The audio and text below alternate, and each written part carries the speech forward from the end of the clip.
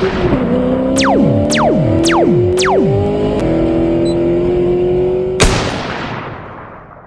Company करीब 2 करोड़ रुपए हर minute में कमाती है। वो आज bikes, car, private jets, even robots तक बनाती है। पर सरप्राइज ये है कि इन सब की शुरुआत एक ऐसे गरीब लड़के से हुई थी जिसे बचपन में उसे एक साइकिल तक भी नसीब नहीं थी। कहानी की शुरुआत होती है 1906 में। जापान के एक स्मॉल टाउन में जन्म होता है सोचोरिया होंडा का। उनके फादर एक लोहार थे और मदर सिलाई का काम करती थी।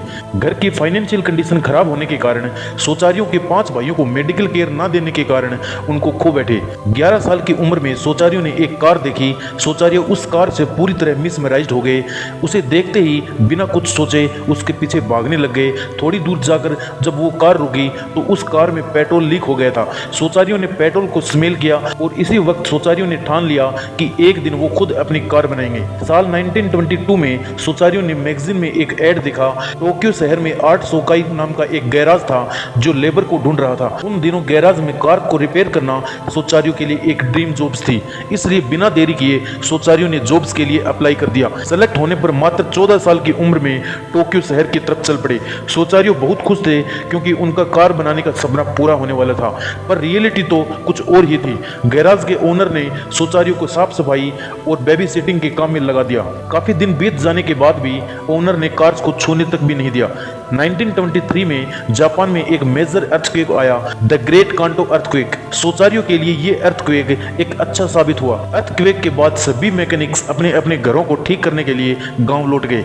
गैराज में सिर्फ 2 व्यक्ति बचने के कारण ओनर सोचारियों को कार रिपेयरिंग में लगाना ही पड़ा। अब वो न केवल कार रिपेयरिंग सीख रहे थे, पर उसके साथ में टेस्टिंग के लिए मोटरसाइकिल और कार्स को चलाने का भी मौका मिला। सोचारियों का काम देखकर सभी लोग सरप्राइज थे। वो बहुत जल्द गैराज के बेस्ट मैकेनिक्स बन जाते हैं और उनका एक के बाद एक प्रमोशन होता चला जाता है। सोचारियों ने एक रेसिंग कार भी बनाई जिसका नाम कुर्टिस था।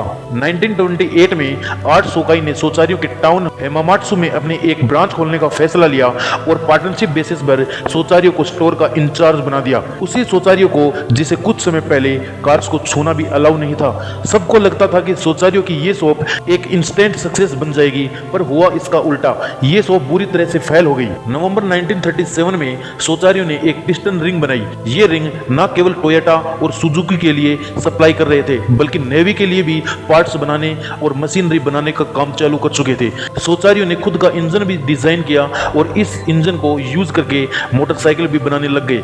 इस मोटरसाइकिल की खास बात यह थी कि इसे चलाने के लिए 100% पेट्रोल की जरूरत नहीं थी, बल्कि इसे चलाने के लिए रेजिन प्लस पेट्रोल को मिक्स करके जो फ्यूल बनता था, ये मोटरसाइकिल उससे चलती थी। और सोचारियों की ये मोटरसाइकिल अच्छे दामों में बिकी। उसी दिन सोचारियों ने ठान लिया था कि मुझे एक प्रॉपर मोटरसाइकिल बनानी है, और लास्ट में सोचारियों ने एक प्रॉपर मोटरसाइकिल बनाई भी। और इस मोटरसाइकिल को बनाने के लिए इसने इस्टेब्लिश किया द होंडा मोटर कंपनी। मात्र 1 साल बाद 1949 में उन्होंने अपनी कंप्लीट मोटरसाइकिल बना डाली, लेकिन अनफॉर्चुनेटली ये मोटरसाइकिल मार्केट में फेल हो गई।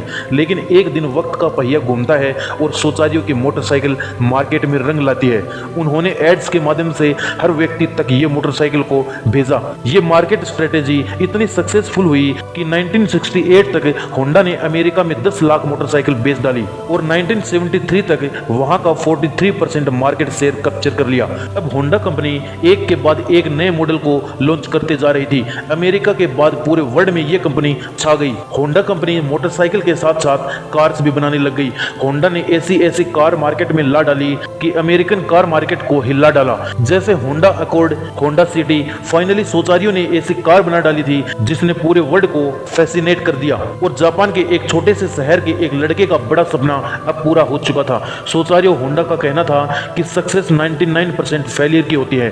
हम सभी फेलियर से कहीं ना कहीं डरते हैं, लेकिन सोचारियो होंडा की लाइफ स्टोरी ये प्रूव करती है कि फेलियर किसी की भी जर्नी का एक क्रूशियल हिस्सा होता है। हर फेलियर एक अपॉर्चुनिटी होती है to learn, to improve, ultimately to success.